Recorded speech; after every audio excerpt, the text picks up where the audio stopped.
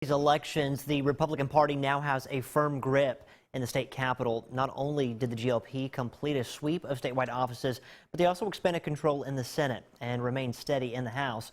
Many are now left wondering what this means for the Democratic Party. Our Quentin Smith speaks with members of that party. He joins us live in the studio with more. Hey, Quentin. Yes, Scott, these aren't the results those in the Democratic Party were looking for. They were hoping to have more representation at the state capitol.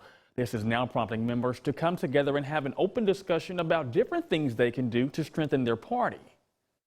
When state lawmakers gavel in for the upcoming legislative session, there will be new faces and a few changes. However, one thing that won't change is the GOP dominance in both the House and the Senate. It just further shows that our Democratic Party here in the state has to reorganize, and we have to do some things a little differently. State Representative Kabir Kareem believes members of the Democratic Party have to go back to the drawing board to discuss new ideas and figure out which changes need to be made to move the party forward.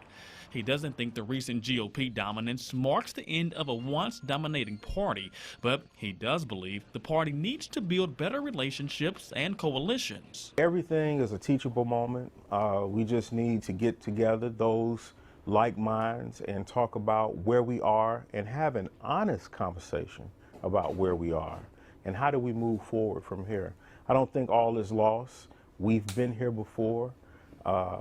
And we just need to come together and see how we can be more progressive as a party. The chronic problem that the Democratic Party in Mississippi has is we are allowing other people to define us, and we're not defining ourselves. Hob Bryan is a longtime senator and member of the Democratic Party. He says the party supports the core beliefs of the people in Mississippi, such as improving infrastructure and fully funding education. But he admits Democrats need to do a better job of getting that message out to voters. Bryan believes this is one thing that could help lead to more voters and better representation for the Democratic Party in Jackson. We've got to explain to the voters that we're down here fighting for public schools, and the legislative leadership is fighting against them, and they're pressuring their members to vote against it.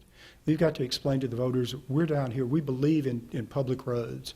We're trying to maintain the existing roads that we have, and the legislative leadership is fighting against that. And on and on. If we could effectively explain that to the voters, they'd be with us. And again, I'll say, a bunch of people who consider themselves Republicans would be with us. Now, just to give you an idea of how things will look in 2020, of the 52 seats in the Senate, only 16 will be held by Democrats. Out of the 122 seats in the House, less than half are being held by members of the Democratic Party.